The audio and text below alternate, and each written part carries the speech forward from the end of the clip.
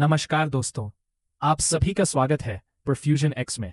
आज हम शुरू करने जा रहे हैं कंप्लीट ईसीजी लर्निंग पैकेज का पार्ट 2। अगर आपने अभी तक पार्ट 1 नहीं देखा है तो उसकी लिंक आपको इस वीडियो के डिस्क्रिप्शन में मिल जाएगी। पहले उसे जरूर देखें क्योंकि इस पार्ट में हम आगे के कॉन्सेप्ट सीखने वाले हैं। तो बिना समय गंवाए आइए शुरू करते हैं complete ECG learning package part 2। सबसे पहले आता है ECG lead placement. ECG record करने से पहले सबसे महत्वपूर्ण स्टेप है सही लीड प्लेसमेंट।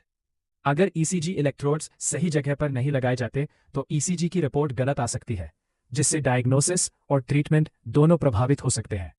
ईसीजी में कुल 10 इलेक्ट्रोड्स लगाए जाते हैं, जिनकी मदद से 12 लीड्स रिकॉर्ड की जाती है। सबसे पहले बात करते हैं लिम्ब इलेक्ट्रोड्स की। आरए यानी राइट आर्म दाहिने हाथ पर लगाया जाता है। एलए यानी लेफ्ट आर्म बाएं हाथ पर लगाया जाता है। आरएल यानी राइट लेग ये ग्राउंड इलेक्ट्रोड होता है और दाहिने पैर पर लगाया जाता है। एलएल यानी लेफ्ट लेग बाएं पैर पर लगाया जाता है।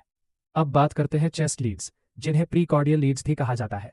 V1 fourth intercostal space right sternal border, V2 fourth intercostal space left sternal border, V3 V2 और V4 के बीच लगाया जाता है। V4 fifth intercostal space left mid clavicular line, V5 left anterior axillary line V4 के समान horizontal level पर लगाया जाता है। V6 left mid axillary line V4 और V5 के समान हॉरिजॉन्टल लेवल पर लगाया जाता है। याद रखिए, सही लीड प्लेसमेंट ही एक्यूरेट ईसीजी रिकॉर्डिंग की पहली और सबसे महत्वपूर्ण स्टेप है। नेक्स्ट, अब बात करते हैं ईसीजी एक्सिस की। ईसीजी एक्सिस हमें यह बताती है कि हार्ट की इलेक्ट्रिकल एक्टिविटी किस दिशा में जा रही है। इसे मुख्य रूप से QRS एक्सिस के रूप में देखा जाता है। एक नॉर्मल ईसीजी एक्सिस लगभग -30 डिग्री से +90 डिग्री के बीच होती है। अगर एक्सिस -30 डिग्री से कम हो जाए तो इसे लेफ्ट एक्सिस डिविएशन या LAD कहा जाता है। अगर एक्सिस +90 डिग्री से अधिक हो जाए तो इसे राइट एक्सिस डिविएशन या RAD कहा जाता है। ईसीजी एक्सिस को पहचानने का सबसे आसान तरीका है लीड आई और लीड AVF को देखना। अगर लीड आई और AVF दोनों पॉजिटिव है तो एक्सिस नॉर्मल है। अगर लीड आई पॉजिटिव और AVF नेगेटिव है तो लेफ्ट एक्सिस डिविएशन हो सकता है। अगर लीड आई नेगेटिव और AVF पॉजिटिव है तो राइट एक्सिस डिविएशन हो सकता है। याद रखिए, ईसीजी एक्सिस हमें हार्ट की इलेक्ट्रिकल कंडक्शन को समझने में मदद करती है और कई कार्डियक कंडीशंस की पहचान में महत्वपूर्ण भूमिका निभाती है। नेक्स्ट, अब जानते हैं नॉर्मल साइनस रिदम के बारे में। नॉर्मल साइनस रिदम एक स्वस्थ हृदय की सामान्य इलेक्ट्रिकल एक्टिविटी को दर्शाती है। इसके बारे में हम डिटेल में वीडियो के पार्ट 1 में पढ़ चुके हैं। याद रखिए, नॉर्मल साइनस रिदम को पहचानना बहुत जरूरी है, क्योंकि किसी भी एबनॉर्मल रिदम को समझने से पहले हमें नॉर्मल ईसीजी की पहचान होना आवश्यक है। नेक्स्ट, अब बात करते हैं साइनस टैकीकार्डिया की।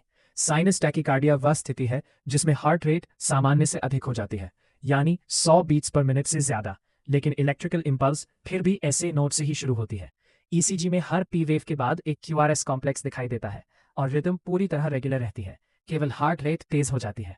साइनस टैकीकार्डिया कई कारणों से हो सकती है, जैसे exercise, stress, anxiety, fever, pain, dehydration या ब्लड लॉस। कुछ मामलों में ये शरीर की सामान्य प्रतिक्रिया होती है, लेकिन अगर बिना किसी स्पष्ट कारण के लंबे समय तक बनी रहे तो इसके पीछे किसी मेडिकल कंडीशन की जांच करना आवश्यक होता है। नेक्स्ट, अब बात करते हैं साइनस ब्रैडिकार्डिया की। साइनस ब्रैडिकार्डिया वह स्थिति है जिसमें हार्ट रेट सामान्य से कम हो जाती है, यानी 60 बीट्स पर मिनट से कम, लेकिन इलेक्ट्रिकल इंपल्स फिर भी ऐसे नोड से ही शुरू होती है। ईसीजी में हर पी वेव के बाद एक QRS कॉम्प्लेक्स दिखाई देता है और रिदम रेगुलर रहती है, केवल हार्ट रेट धीमी हो जाती है। साइनस ब्रैडिकार्डिया अक्सर एथलीट्स, अच्छी फिजिकल फिटनेस वाले लोगों और नींद के दौरान सामान्य रूप से देखी जा सकती है। कुछ दवाइयां भी हार्ट रेट को कम कर सकती हैं, लेकिन अगर पेशेंट को चक्कर आना, कमजोरी, थकान, लो ब्लड प्रेशर या बेहोशी जैसे लक्षण हो तो इसका कारण पता लगाना और उचित उपचार करना आवश्यक होता है। नेक्स्ट, अब बात करते हैं साइनस अरिथमिया की। साइनस अरिथमिया एक ऐसी रिदम है जिसमें इलेक्ट्रिकल इंपल्स हमेशा ऐसे नोड से ही शुरू होती है, लेकिन हार्ट रेट थोड़ी थोड़ी बढ़ती और घटती रहती है। ईसीजी में हर पी वेव के बाद एक QRS कॉम्प्लेक्स दिखाई देता है और पी वेव की आकृति सामान्य रहती है, लेकिन RR इंटरवल बराबर नहीं होता, यानी हार्ट बीट्स के बीच का समय बदलता रहता है। अधिकतर मामलों में ये बदलाव सांस लेने की प्रक्रिया से जुड़ा होता है।